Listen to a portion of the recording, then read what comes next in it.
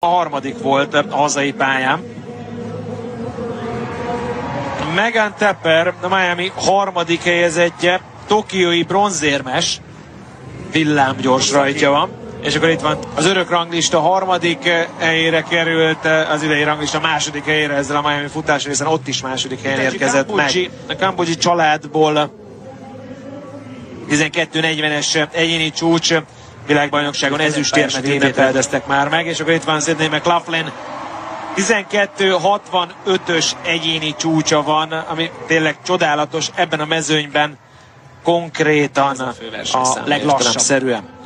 Mellette fut majd Akira Nugent, aki megnyerte Miami-t, Kingstonban harmadik volt, 12:24-es csodálatos eredménye van a római Golden Gáláról 2024-ből, itt pedig honfitárs Daniel Williams, hát komoly generációs különbség van, 10 év van kettejük között, kétszeres világbajnok Daniel Williams, és ő Grand Slam versenyt. Tony Marshall debütál a Grand Slam tracken, az olimpiai válogaton döntős volt, 5. helyen végzett, 12:36-os egyéni csúccsal konkrétan nem jutott ki az olimpiára, és debütáló a Grand Slam track sorozatban.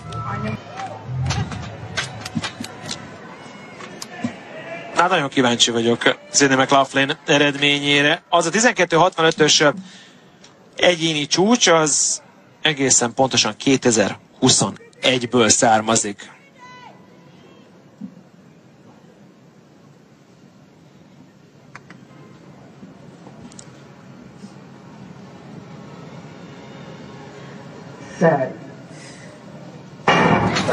Megint csak a kettes pályát kell alapvetően nézni, hiszen ott van Tia Jones, aki óriási formában van. McLaughlin félelmetesen jól tartja magát a közepéig, aztán jön Daniel Williams középen, ő fogja megnyerni a futást. Tia Jones pedig a második helyen megy, 12:44. Nem, Akira Nugent nyerte meg középen.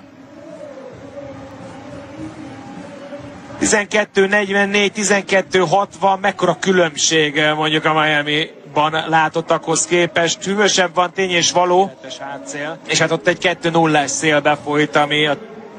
Hát és lehet, hogy a pálya sem olyan gyors azért, az egy elég jó pályának tűnt. 12:60, itt is lehetett érezni egyébként azt, amiről Jamal Britt beszélt az imént, hogy ott a kettes pályán egy kicsit messze voltam azoktól, akik még jól futottak. Más kérdés, hogy itt egyetlen egy futónő volt gyorsabb, Akira Nugent 12:44-jel.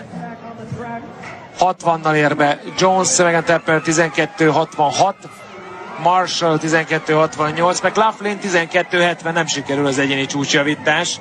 Olyan gyakran nem fogjuk látni egyébként 100 gátat futni.